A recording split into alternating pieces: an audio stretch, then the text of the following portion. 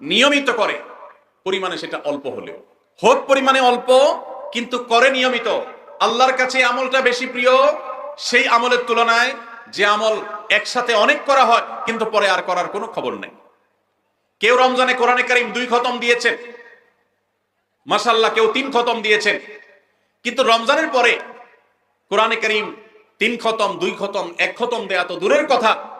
পরবর্তী রমজান পর্যন্ত আর কোরআনটা ছুঁয়ে দেখা হয় না, খুলে পড়া হয় না, তেলাওয়াত করা হয় না, 1 পৃষ্ঠা পড়ার সুযোগ হয় না। তাহলে এই 3 খতম 2 খতমের চাইতে